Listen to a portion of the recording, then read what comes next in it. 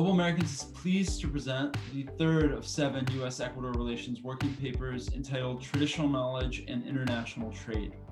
Traditional knowledge, which in many ways sits at the intersection of indigenous peoples' rights and intellectual property, 2 of our previous Global Americans reports, encompasses knowledge that is passed on from generation to generation within a community, often forming part of that community's cultural or spiritual identity.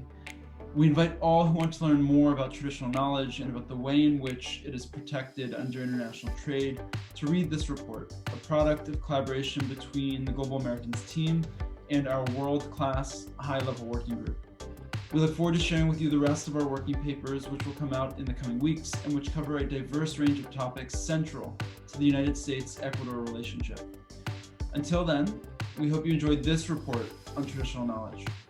Traditional knowledge is a key aspect of modern trade agreements. It sits at the intersection of indigenous rights and intellectual property, especially as it relates to local traditional lifestyles. For example, the issue of medicines derived from plants, animals, and microorganisms is a good example of a traditional lifestyle. Over the past couple of decades, international law has evolved to encompass the issue, and this has provided significant discretion to governments or for governments to regulate traditional knowledge. Ecuador, being one of the most megadiverse countries in the planet, actually one of the 17 most megadiverse countries in the planet, needs to regulate its traditional knowledge. Ecuador spans from the Andes to the Amazon and from the Pacific coast to the Galapagos. And policymakers in our country need to be very careful on how we can regulate traditional knowledge and how we can distribute the proceeds of the use of genetic resources. Los conocimientos tradicionales son derechos colectivos de pueblos y comunidades, de pueblos indígenas y comunidades locales.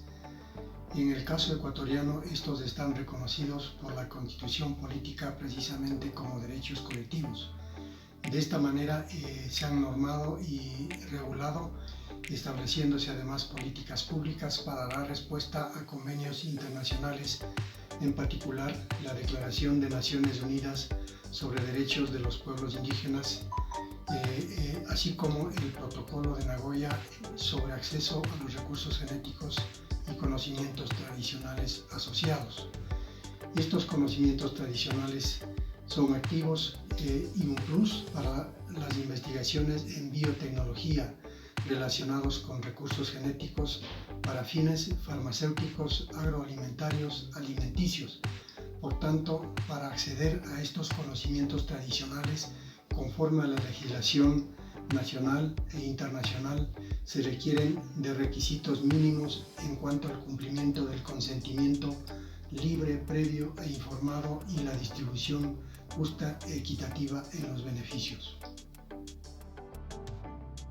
Any potential trade agreement between the U.S. and Ecuador should emphasize opportunities that can arise from trade for indigenous communities. Those who hold traditional knowledge can benefit from mutually beneficial relationships. For example, they can establish relationships with new markets between Ecuador and the United States and sell products that are based in their traditional knowledge to the benefit of people on both sides of the trade relationship.